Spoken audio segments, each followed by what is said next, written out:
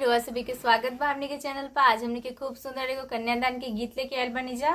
तो रउआ लोग गीत के पूरा लास्ट तक सुने हम लोग। गीत बहुत अच्छा बाटे। अगर रउआ लोग के अच्छा लगी तो लाइक शेयर सब्सक्राइब करें लोग और कमेंट में बताएं लोग कि रउआ लोग के गीत कैसा लगा था।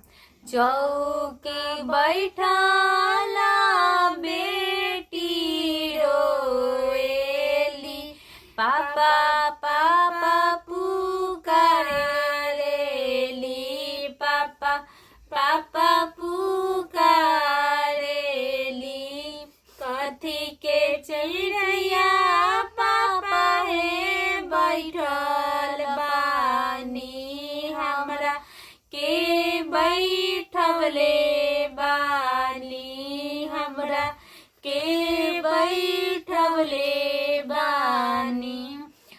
कुश के बिनैया बेटी हो बैठल बानी, तोरा के बैठवले बानी, तोरा के बैठवले बानी। कथी के छतिया पापा हे गइले बानी, हमरा के तेजतानी, हमरा के तेजतानी। पत्थर के छतिया बेटी हो कइले बानी, तोरा के तेजतानी, तोरा के तेज।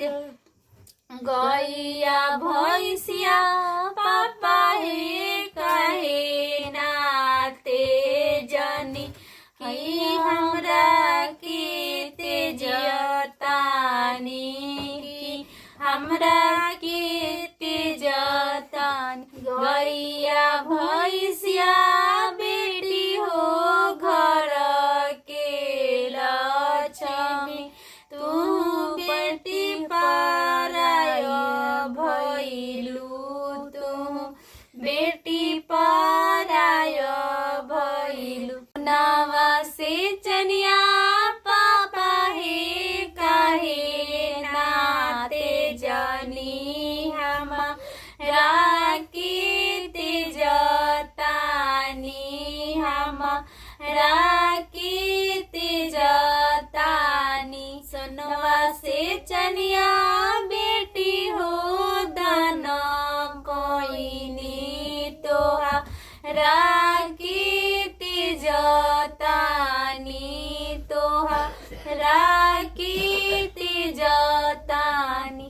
बेटावा पतोहिया पापा हे काहे नाते जनी, हमरा के तेजतानी, हमरा के तेजतानी।